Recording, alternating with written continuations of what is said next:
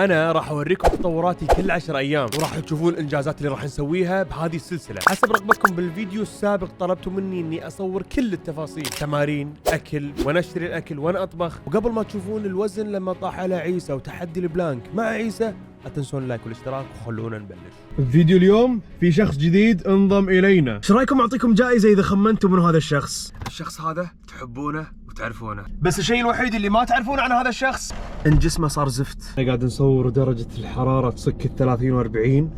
الجو حار، بس لازم اصور لكم الفيديو هذا. حاب اعرفكم على ضيف اليوم بس تغطيه الشاشه. عاد انضم معاكم للسلسله. اليوم جايبك مو عشان بس اعدل جسمك الخايس واشتري لك اكلك الدايت. اليوم انا جايبك عشان تتعلم شنو الاكل اللي انا اخذه وارخص، عشان باكر يا حبيبي لا قلت لك عيسى جيب لي 5 صدور دجاج، 5 تورتيلا، 5 تيركي، تعرف تجيبهم. طبعا يا جماعه سبب انضمام عيسى معنا لهذه السلسله، لو سمحت شوف في عضل جسمه زفت.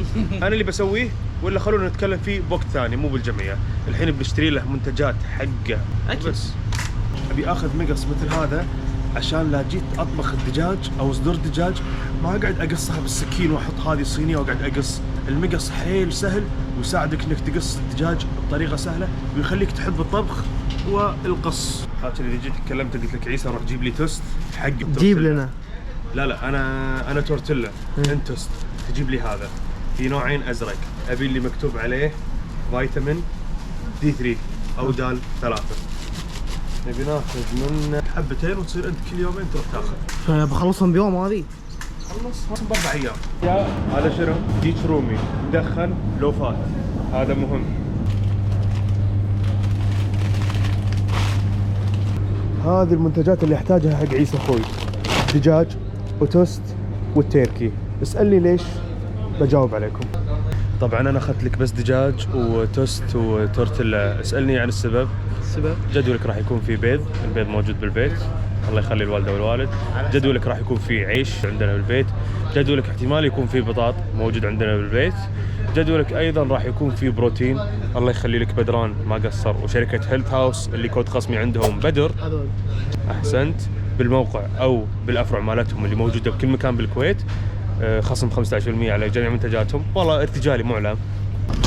هذا كورن فليكس. طبعا بتقول لي انت الحين بدران انت مخرب الدايت من هالكلام هذا. اذا اكلته باحتياجك انت اساسا ما راح تكون مخربها، بيكون صحي اكثر من انه هو مضر. بتقول لي سكر، بقول لك السكر هو كارب يا ابني. يا ابني ايش عرفكم تطور، بعلمكم مع الايام.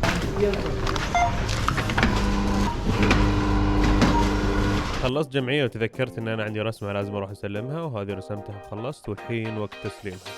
يا هلا ومسهلا، حياكم الله يا الربع. طبعا مثل ما اتفقنا معاكم، مثل ما قلنا لكم اننا بنقول لكم شنو راح نسوي بكل تفاصيل يومنا. بين هذا الفيديو والفيديو اللي قبله ترى مرت اكثر من 20 يوم، لان انا صورته بالعشر الاواخر برمضان وصارت بالفيديو مشاكل واضطرينا ان نعيده ونعدله، فنزلته حيل متاخر. فمن اليوم ما راح تكون في مشاكل، من هاللحظه راح نبدا ال10 ايام الجايه. راح نروح الحين نطبخ وجباتنا، وراح نروح بعد نشتري اشياء بتفيدكم حيل حيل حيل بلعبه كمال اجسام، تخليك تختصر وقت. الصحون البلاستيك بوريكم من وين تاخذونها بالكويت، واتوقع بكل دول العالم بتحصلونها، يعني باي ديره انت موجود فيها راح تلقى عندك اسواق بالجمله تبيع الاشياء هذه. بنسوي الحين وجبتنا اللي هي كورن فليكس وسكوب بروتين. بدران شلون كورن فليكس مع سكوب بروتين؟ ليش مو مع حليب؟ انا ما اشرب حليب، او المدرب مو حاط لي حليب، فانا اساسا ابي اغطي احتياجي من البروتين، فلازم احط سكوب بروتين. السكوب عباره عن فانيليا، فمقارب حيل للحليب ولا احس بطعمه. زين يا جماعه وجبتنا الحين راح تكون كورن فليكس وسكوب واحد بروتين. بدران ابي اكل سويت. بدران والله العظيم كانها سويت وصحيه اذا كانت من احتياجك. بدران قاعد تاكل سكر يا جماعه. الكارب اللي انتم تسمونه كارب اللي هو العيش، البطاط، الكورن فليكس هذا من ضمنهم. ترى ما نبي ندش بتفاصيل مفصله الا اذا انتم طلبتوا لي تحت بالكومنتات، راح اشرح لكم. بس كذا راح تصير القناه شروحات مو مشاركه يوميات. فعشان كذي بعض الاسئله اللي ما تشوفوني اجاوب عليها باليوتيوب اجاوب عليها بالسناب. السكوب نحطه، ما بيك تكثر ماي، ابي نص كوب بس. ليش؟ عشان ما يصير كنا شوربه، ابي يصير لزج شوي تقدر تاكله مو تشربه. وهذا صار عندنا الشكل النهائي. طبعا مبطل من فوق، فانا احط دائما كلينكس عشان لا يطشر. يلا بسم الله.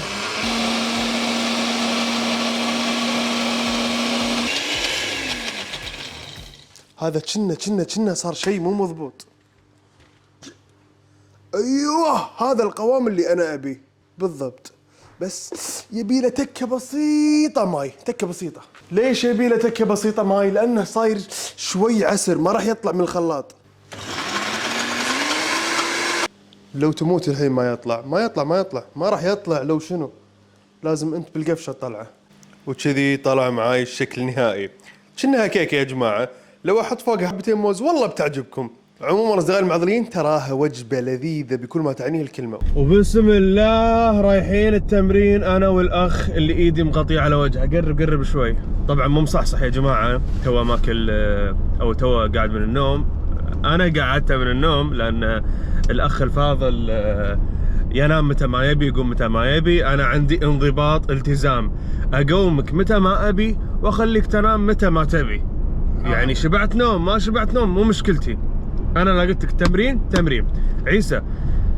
مسار اللعبه هذا، او خلنا نكون واضحين عيسى شوي. انا وياك اتفقنا ان انت ما تبي تكون لاعب كمال اجسام. انت لاعب كرة قدم، تبي تضبط جسمك لنفسك، ثم عشان رياضتك اللي هي كرة قدم. ما يصير يعني تبتب شوي او ثقيل بالملعب وتبي تلعب كرة قدم، ما يمشي هذا النظام. هذه النقطة الأولى. انت عشان توصل هدفك انت مضطر تلجأ لعبتنا عشان نعطيك كتلة عضلية بسيطة ونشيل الفات اللي عندك ونضبط لك جسمك. بس الموضوع مو هني. الموضوع عيسى في غلط انت ارتكبته، واذا قلت لي شنو الغلط اللي ارتكبته قبل شوي انا بعطيك جائزة والله العظيم اول ما نرد البيت بنهاية الفيديو. الغلط اللي انا ارتكبته؟ في غلط انت ارتكبته وانا ما تكلمت. قلت خليه يصحصح واكلمه. ما قاعد اكل الكمية اللي ابيها او اللي احتاجها. هذا غلط اول، بس مو هذا اللي ابيه. عيسى اللعبة هذه لازم تكون ما تثق بحد. يعني اعطيك مثال، انت شنو سويت قبل شوي؟ شنو؟ اعطيت الخدامه عندنا قلت لها سوي لي اكلي. ما يمشي النظام هذا عيسى. باللعبه هذه انت اللي تسوي اكلك، صحونك ما تخليها تغسلها، انت اللي تقيس اكلك. انت قاعد تاكل باليوم من 3 إلى 4 وجبات، الخدامه مو فاضيه لك تسوي لك الوجبات وتضبط لك وتقيس لك وجباتك، الا اذا انت كنت بتسلك بتسلك لك. هذه النقطه الاولى. النقطه الثانيه، انت لك هدف وراك سفره بعد 20 يوم. اما انك تروح هناك بجسم زفت وانا اخلي مسؤوليتي، راح اقول للناس يا جماعه ترى عيسى ما التزم معاي. انا اعطيتك جدول وقاعد ادربك معاي، يعني المفروض بعد مده بسيطه انت راح يكون جسمك رياضي. اذا ما وصلت للجسم هذا فالمشكله راح تكون منك مو مني انا. طبعا احنا قاعد نجيب لكم مختصر ال10 ايام. عيسى صار له 5 ايام يتمرن معاي، قاعد اعطيه اجواء النادي، ما شديت عليه ما ضغطته. بس من اليوم انت لازم تتمرن اوزان عاليه، راح اروح اعلمك اكمل على اساسيات التمرين شلون تتمرن، وبنشوف ويا بعض شنو بنسوي. وهذه اجزاء بسيطه من تسخين، ومثل ما تشوفون عيسى قدامكم مو متمكن حيل من التسخين، بس حبه حبه راح يتعلم. هذه من اهم الاشياء اللي تلبسها قبل التمارين عشان تتجنب الاصابات. وركز على نقطه معينه، لازم تكون مشدوده وقت التمرين. شوف انت كذي تتمرن، تخلص تمرين فكها عشان الدم يمشي. هذه معلومة حيل مهمة وراح تفيدك وتخليك تنتبه من الإصابات. طبعا ما خلصنا تسخين، اللي شفتوه عند عيسى هذا قبل شوي ولا شيء أساسا. التسخين أهم من التمرين نفسه. الربطات اللي بيدي أنا هذه مو شادها نهائيا.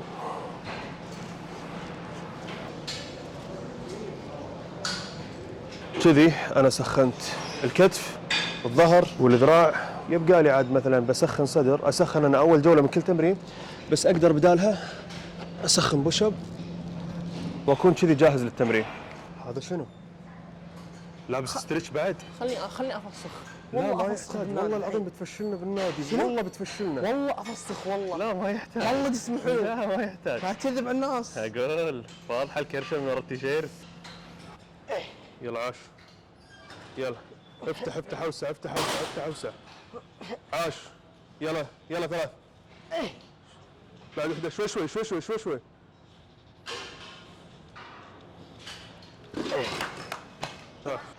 ركز انت شلون كنت قاعد تلعب قبل شوي. تلعب كذي، ما ابي كذي. ابي فوق.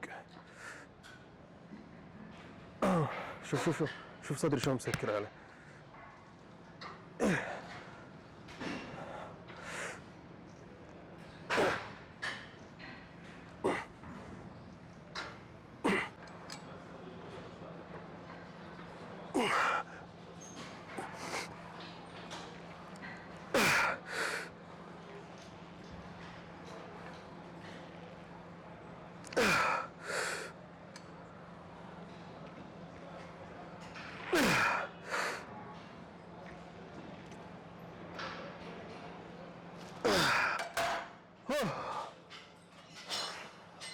من زمان من زمان من زمان من زمان على الاوزان هذه حيل.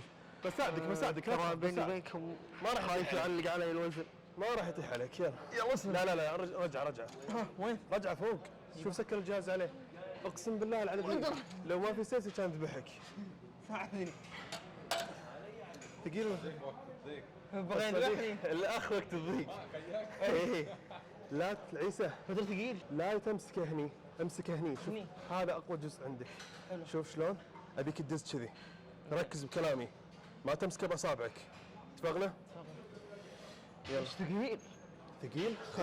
خليك لا تدزه. لا تنسى هدفنا الاساسي لاعب كرة قدم مو لاعب كمال اجسام. ما نبي اصابات. ان شاء الله حاضر. يلا مثل ما قلت لك بش هني دز هني. يلا يلا هوب روح دز. يلا عاش عاش عاش. يلا 4 يلا 4 مور. يلا 3 لاست 2. رجولك لا تنزل يا حمار. رجولك هي السيفتي. أخيرة فوق طقوع. توقعتي 700. أنا آسف يا الربع. قول ما شاء الله. قول ما شاء الله. أنا بقول لهم قولوا ما شاء الله. تقول لي أنت شلون قاعد تشيل 700؟ طبعا يا جماعة فشلنا عند الحاضر هنا يا ولد. فشلتنا بين العربان يا ولد. أنت بدوي المفروض تكون قوي. هذه هي التمارين صح. أنت لازم تلعب كذي. تبي تعضل لازم تتمرن كذي. الدلع تطلع من النادي مو معرق مو متمرن مو حاسب تعب. هذا كله ما راح يفيدك. قاعد تضيع وقتك بس. لازم تتمرن. لازم لما تدخل النادي طاقتك 100% تعطي 100%. مو 20% مو 50% مو 70 مو 99 100%. يلا هذا اللي قاعد اعاني منك فيه. شوف شلون كوعي ثابت. ركز كوعي ثابت عيسى. ها كوعي بمكانه ما تحرك ما راح فوق ثابت. اها كامل كثر ما اقدر. اتمنى انك فهمت مو بس قاعد تصور.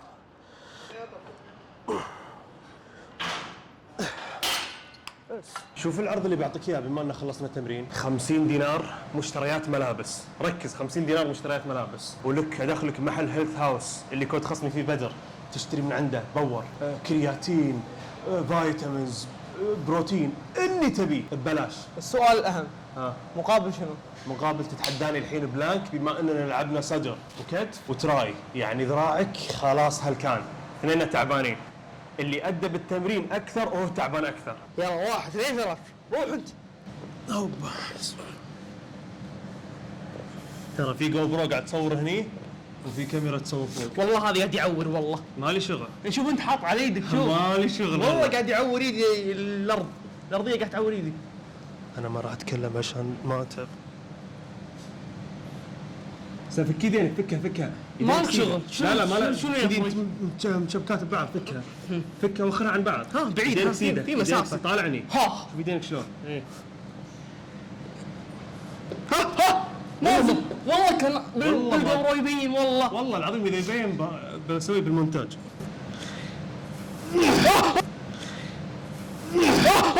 والله اقسم بالله اني فزت.